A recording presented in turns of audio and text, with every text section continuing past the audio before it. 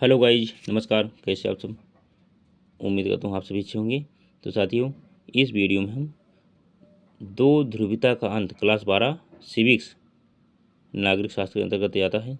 इसके बहुविकल्पी प्रश्न के बारे में हम चर्चा करेंगे, क्योंकि यह सभी प्रश्न एग्जाम की दृष्टि से बहुत महत्वपूर्ण हैं।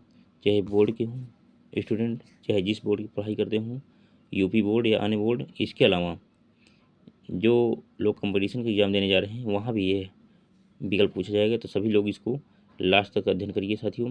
इस वीडियो को आप पूरा देखिए, और जो लोग चैनल पर पहली बार विजिट कर रहे हैं साथी, वो चैनल को सब्सक्राइब करके बेल आइकन घंटी प्रेस कर देंगे, और इस वीडियो को ज़्यादा से ज़्यादा प्यार दें, लाइक करें, दोस्तों को शेयर करें। तो शुरू हम करते हैं। चैप्टर नंबर 2 देख सकते हैं, दो ध्रुवीयता का अंत। तो ये है क्या? MCQ question. MCQ यानी बहुविकल्पी प्रश्न। तो पहला क्वेश्चन है, द्वितीय विश्व युद्ध के उपरांत दो महाशक्तियाँ उभर कर सामने आई थी। कौन कौन उभर के आई थी? तो पहला क्या है? संयुक्त राज्य अमेरिका और चीन। दूसरा का सोवियत संघ और यूनाइटेड किंगडम। सी क्या है? संयुक्त राज्य अमेरिका और सोवियत संघ। डी उपयुक्त में से कोई नहीं। उपयुक्त में से कोई नहीं। तो इसमें क्या हो जाएगा? विकल्प सी सही है। विकल्प सी सही है। तो साथियों, मैंने ये देखो आंसर प्रोवाइड कर दिया हूँ, क्योंकि टाइप कर दिया हूँ। इसका विश्लेषण है, आपको को जो है समझने में ज़्यादा आसानी होगी। इसके बाद नंबर 2 क्या है? सोवियत संघ का विघटन हुआ तो कब हुआ था? 25 दिसंबर 1991, 25 दिसंबर 1990, 25 दिसंबर 1992, 25 दिसंबर 1993। तो हो जाए क्या? पहला सही है, 25 दिसंबर 1991 में विकल्प ए सही है। अब आगे क्या है? चलिए स्क्रीनशॉट ले लीजिए इसका। नेक्स्ट,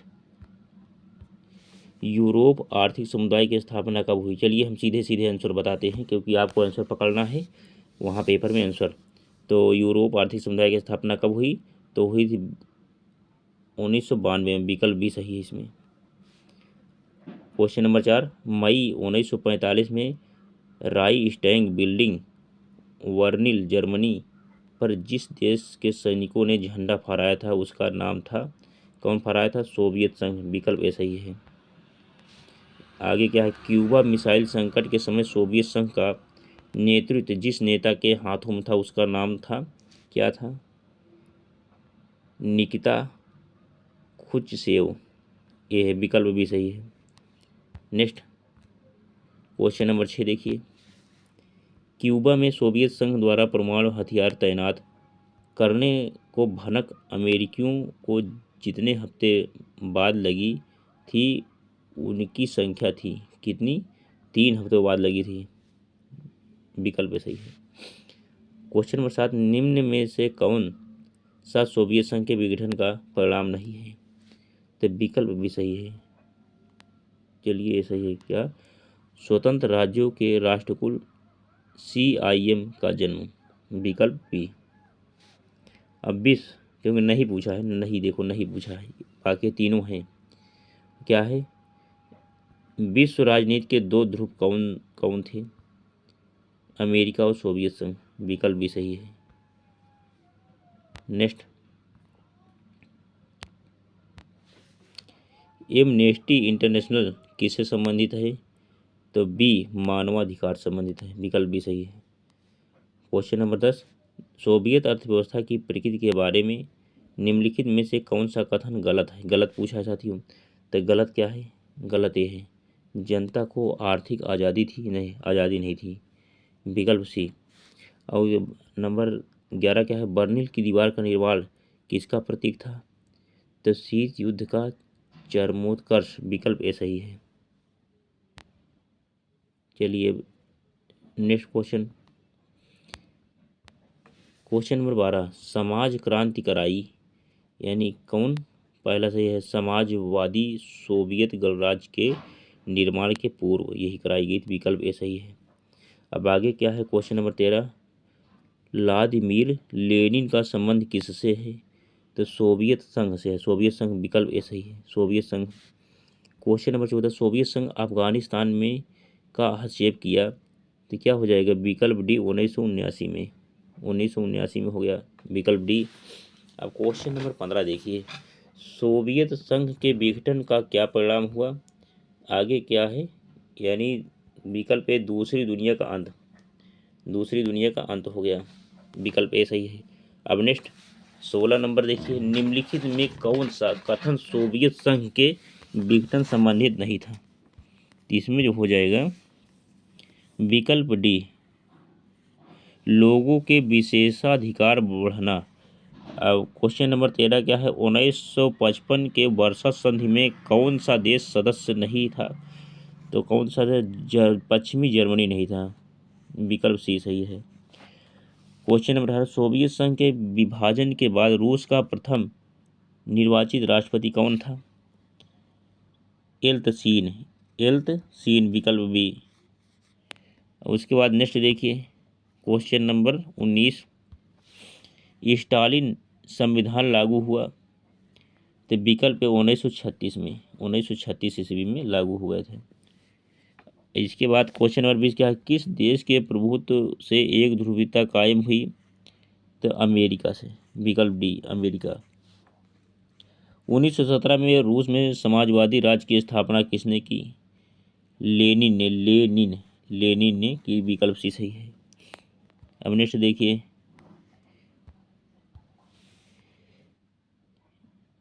सोवियत गुट से सबसे पहले कौन सा देश अलग हुआ। तो कौन, यूगोस्लाविया, विकल्प भी सही है। अब आगे क्या है थोड़ा हम देख लें, हाँ यूगोस्लाविया, विकल्प बी। और उसके बाद पोलैंड में सॉलिडेरिटी आंदोलन का नेतृत्व किसने किया था। लेचौलेसा, विकल्प ए। स्वतंत्र राज्यों के राष्ट्रकुल की स्थापना किसने की। एल्त्सीन ने, विकल्प सी सही है। अब क्वेश्चन नंबर 25 देखिए, भारत व पाकिस्तान के बीच ताशकंद का समझौता कराने में किस सोवियत नेता ने महत्वपूर्ण भूमिका निभाई थी। तो किसने कराई थी, कोसिगिन, विकल्प सी। और दूसरी दुनिया के देशों 26 दूसरी दुनिया के देशों में किस प्रकार के देश आते हैं। तो आते हैं क्या, साम्यवादी देश, विकल्प डी सही है। अब ग्लास नास्ट व पेरेस्ट्रोइका के मंत्र किसने दिए। गोर्बाचेव, विकल्प डी सही है। अब आगे क्या हो जाएगा, नेक्स्ट 28 नंबर देखिए, किसने सामरिक भागीदारी का सुझाव रखा। तो विकल्प बी, रूसी राष्ट्रपति पुतिन, विकल्प बी। वर्षा संधि को सबसे पहले किस राज्य ने छोड़ा या छेड़ा। तो अल्बानिया, विकल्प सी सही है। उसके बाद 30 नंबर देखिए, 1975 में यूरोप में सुरक्षा सहयोग सम्मेलन कहाँ हुआ। कहाँ पे हुआ, हेलसिंकी में, विकल्प डी। अब साई सहयोग संगठन में कितने देश शामिल हैं। 6 देश, साई सहयोग संगठन में 6 देश शामिल हैं, विकल्प सी। अब नेक्स्ट 32 नंबर देखिए, पूर्व साम्यवादी देशों में कौन सी व्यवस्था अपनाई है। तो उदारवादी, विकल्प सी सही है, उदारवादी। दो ध्रुवीयता का क्या अर्थ है, यानी विकल्प सी सही है।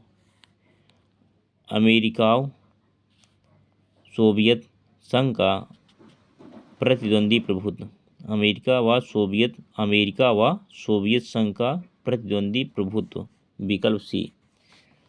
34 नंबर, द्वि ध्रुवीय विश्व व्यवस्था में पूर्वी गठबंधन का नेतृत्व किसने किया, यानी सोवियत संघ, विकल्प डी सही हो जाएगा साथियों। अब उसके बाद 35 नंबर देखिए, निम्नलिखित में से कौन एक शीत युद्ध की समाप्ति का परिणाम नहीं है।